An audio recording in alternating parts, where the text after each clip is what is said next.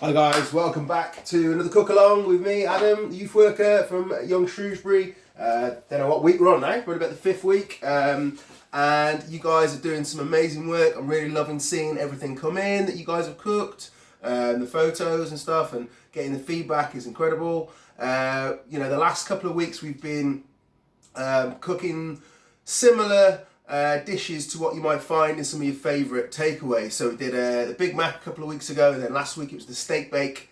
I had a request from a couple of people this week that we would do a KFC.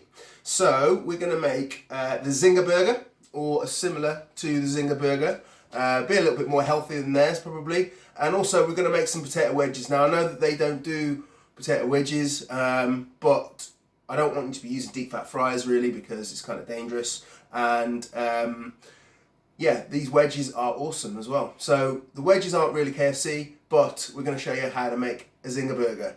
So first thing I'm going to do, show you how to get these wedges done. So you need to get yourself a bowl, okay, and a couple of potatoes. There's only me here, so I'm just going to make one, and it'll also make things take less time than if I have to chop up loads, but you guys can do 3 or 4 of these, it's not a problem. So all you need to do is take your potato. Now, potatoes are kind of never rounded shape. You've always got a sort of flatter side than the other way. So what we're going to do is very carefully hold it on the sort of the flat, not the flat face down, but the flat, well, on its side if you like, and slice the potato down the middle, like that, into 2 halves. Now, you've got a nice flat base to work with there. So we're going to take the knife now and go straight down the middle, so you cut those into quarters, okay? And then take the angle of the knife at 45 degrees and just slice down. So you've got to try and meet the knife where the edges, so you end up with wedges, okay? So do the same to that side, slice it down. I mean, it doesn't matter if they're not perfect slice at the end like that. You cut them into chip shapes if you like, they'll still work. But I like the wedges because you kind of get crispy edges there. Where it's thin, they get a little bit more crunchy, and it just gives it a bit of extra texture and just is better. All right, so okay, so you can do that with, I'd say roughly work to sort of a potato to a potato and a half per person, depending on how big the potatoes are. But if you think about if you were eating a baked potato, then you need roughly, how many baked potatoes would you need for the amount of people you're serving? Do the same amount for the wedges, right? So you got your wedges in the bowl, okay. Forgot my oil, always forget something in classic Adam style. So here we are. Just going to grab a little bit of cooking oil, okay? So I'm going to hit these with some oil. Just about a teaspoon. You don't want too much because otherwise they're going to be swimming in oil, but you do need enough that they're going to kind of fry. And these are going to go in the oven. So if you haven't set your oven already, set your oven at sort of 190 to 200 C, okay? You can give that a little bit of a toss. And it means that by tossing the bowl like that, all those potatoes are going to be coated in the oil, okay? And it's really very, very simple. Just going to go for a teaspoon of salt, some mixed herbs, like so, some pepper, about a teaspoon. I like to put a little bit of paprika in there, don't have to. You can just make these like herby wedges if you like. You could just do it literally salt, pepper and some mixed herbs, dried herbs, that'd be fine. But I'm going to put some smoked paprika in there as well because I like it. And then just again, second toss. So you're going to just toss them around until, if you can't see, until they're nicely coated in there. Cool. And then I'm going to get them onto a baking tray and lay them flat, so make sure they're not overlapping, and then they're going to go in the oven, and you keep an eye on them, turn them 2 or 3 times. I've actually got some cooking in there which I'll show you shortly, okay? So that's how you make the wedges, very, very simple. Get them boxed off, get them in the oven, and then you can concentrate on making the burger, which is the main attraction here today. Right, so Zinger burger. Right, we need to get prepped, get everything prepped before we start. So first of all, I have some lettuce, okay? So we're going to go take the lettuce and just very thinly shred it. So you know when you get a burger, you don't get big lettuce leaves in a burger, do you? You have a nice shredded bit of lettuce, yeah? So that is all I'm going to use. Just a little bit of lettuce there. You need a tomato, which I've also forgotten. I'm going to grab that from my kitchen.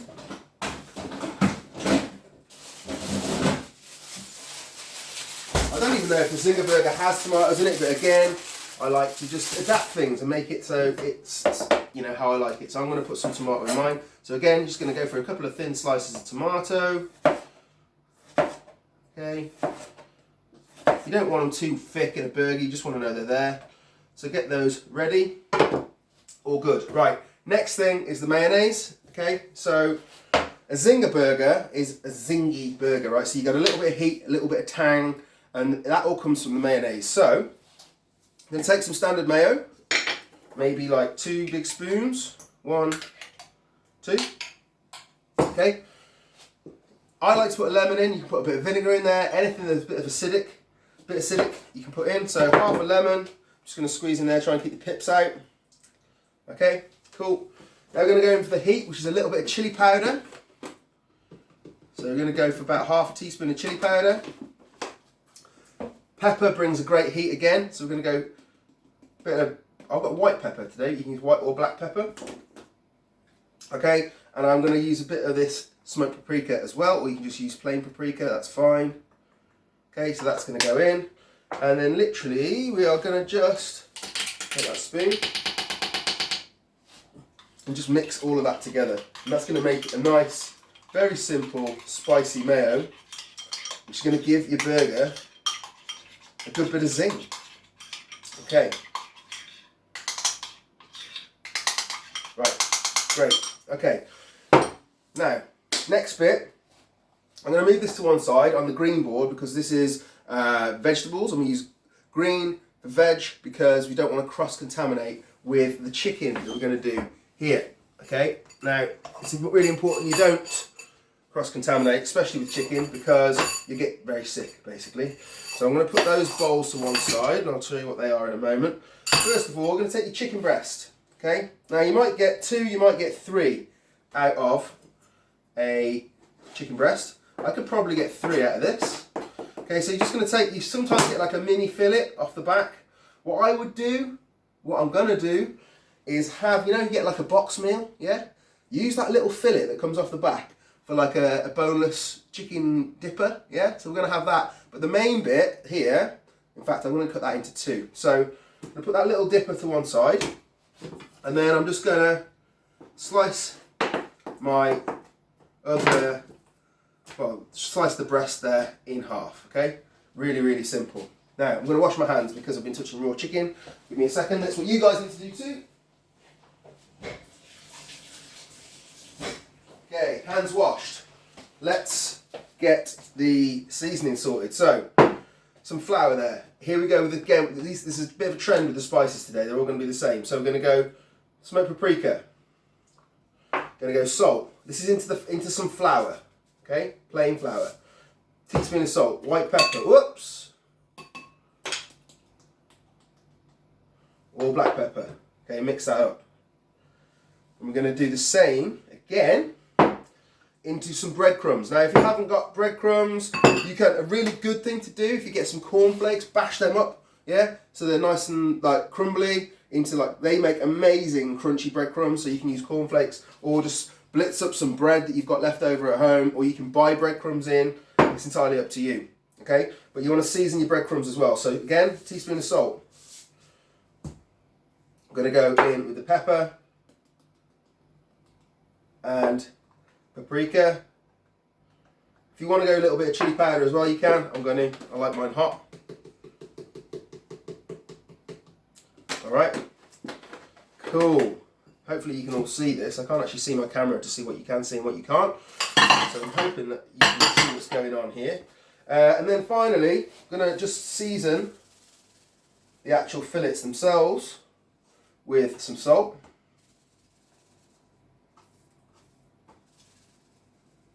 Okay.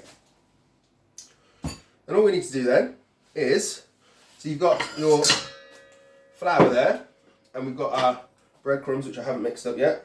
I'm going to mix them up now. Just make sure all the seasoning's gone through. Okay, and then we also need to get an egg in a bowl too. Okay, so I'm just going to crack that in and whisk that up. That's to one side. And we're going to whisk up the egg, like so. Okay, and then all we need to do, I'm going to show you the dipper first actually. Take your bit of chicken, go into your flour. Now the flour is going to help that egg to grip hold of the breast, yeah? And it's going to mean that you're going to get more coating onto your finished piece of chicken. So that then goes into the egg. Save one hand to be wet and one hand to be dry. So dip it in there. Just shake off the excess egg. And then that goes into your breadcrumbs. And then use your dry hand to just toss it in your breadcrumbs. Okay, and if you want, I like to double dip. So I'm going to go again. So, excuse me. Whew, got sneezes. Right, back into the egg yolk again. So you get more coating again on these, okay? And then we're going to go back into the breadcrumbs. And guess what? I've used two hands to make it wet. Never mind. Jeez, whew. Got sneezes today. Right. So you've got your coated dipper. And then just going to repeat that again with these other two pieces, which are going to be the actual burger patties, okay? That goes into the flour, into the egg, into the breadcrumbs. Okay, and then back into the egg for a second dip in the breadcrumbs. Plenty of breadcrumbs on there. If you like it nice and crunchy, you need to get loads of them on there. Okay, and then the last one I'll do again. So flour, egg. You only do the flour once. Do the egg twice.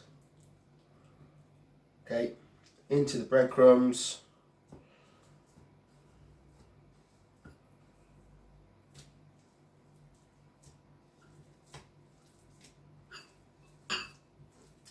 And then we are pretty much there. Okay, so I've got my patties ready and my dipper. I'm going to get this stuff out the way. I'm just going to very quickly wash my hands again because again I've been touching raw chicken and it's so important that we do that. So one sec.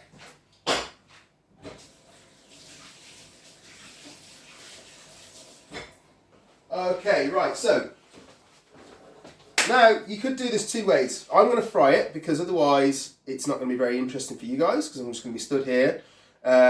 Or you can put it into the oven. So you can just put it onto a greaseproof, onto a baking tray with some greaseproof.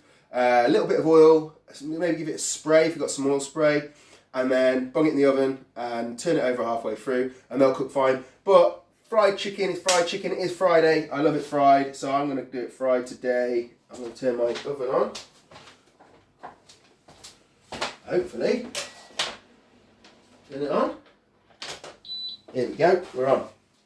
Okay, but before we do the actual cooking of these, what I'm going to do is I'm just going to toast my buns. So brioche buns, if you've got them, okay, if you put them into a dry pan face down where they've been sliced, that's going to really kind of, just within a couple of minutes you'll see that the bottom's nice and toasted. It just livens up the bread, kind of gives it a little bit more stability and just makes them better. I just love a toasted bun. Again, you don't have to, it's down to your preference, alright? So that's that. Just going to let those cook. I think this time you're lucky on this lockdown because this is lockdown 2 now, and the first time around KFC wouldn't have even been open, but you could probably still go and buy one if you wanted to, but I guarantee you this is going to be tastier. Okay, so I can feel the heat coming through those now. This is a very, very, very hot tabletop stove, so it won't take me long at all to get those toasted. A few more seconds, I think. Got something underneath here which is rocking it out of the way. Alright, we're nearly there on the toasting. Yep, good, nicely toasted bottom. Nearly there, that's coming. A bit longer. 30 seconds I reckon, and then we'll get those off and we can get these in. It's starting to see some smoke coming off them now, which tells me that we're nearly where we want to be. Yeah, they're lovely and toasted, so I'm going to pop those onto a plate. Lovely. Right, that goes to one side. Now we're going to go into the pan with some oil. Now you want about 2 tablespoons of oil. You do need a fair bit of oil. We're not going to be deep frying here. We're going to be what we call shallow frying. So there's going to be some heat in there. Okay, it's not going to be like really, really deep. You want it sort of half a centimetre deep, yeah? And then all you're going to do then is take your patties and just lay them down. But make sure that the oil is nice and hot before you put it in, because you put it in when it's too cold, those breadcrumbs are going to soak up the oil and become kind of stodgy rather than go crispy and golden like we know and love our KFC. Okay, so those guys are in there. I'm going to remove the board and I'm going to wash my hands again, because once again I touched the raw chicken. Alright?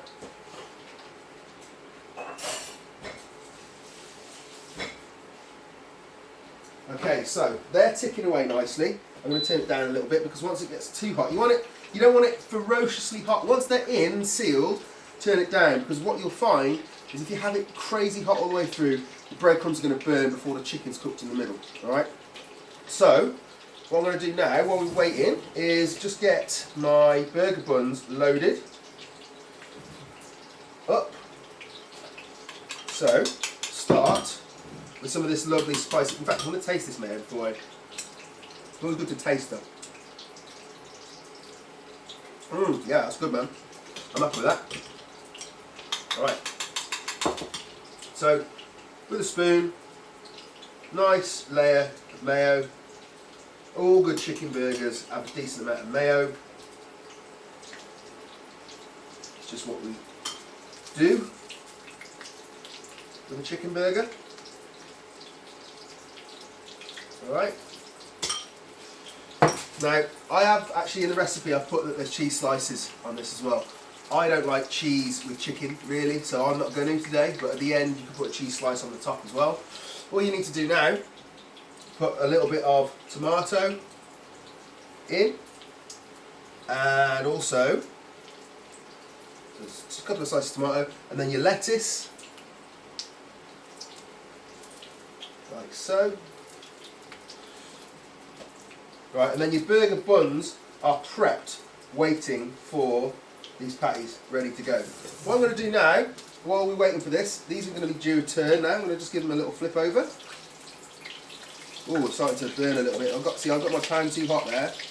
That's my fault. Don't you do that. So turn the pan right down. I'm going to turn mine down. Okay. Turn it right down now, because otherwise you're going to get a burnt patty, and you don't want that. So nice and sort of steady heat now to let those tick over in the oil, or do them in the oven. You're probably better off doing them in the oven, to be fair. I'm going to go and get my wedges.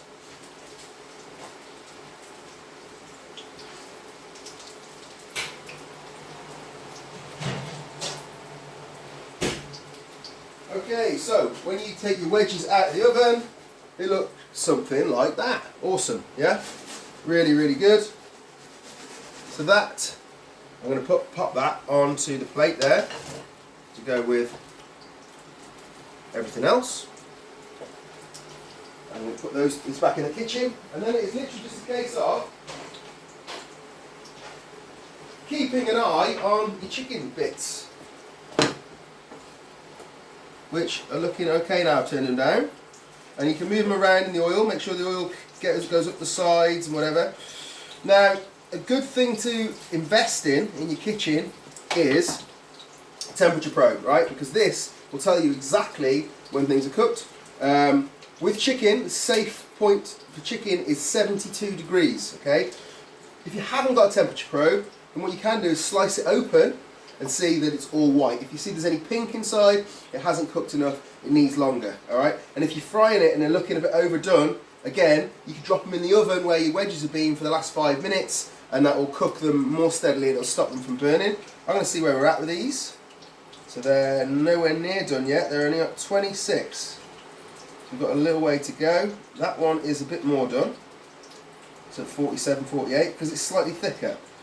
Okay, and the fillet is actually done already. So you'll see the fillet was thinner again. So it is important to keep an eye on stuff.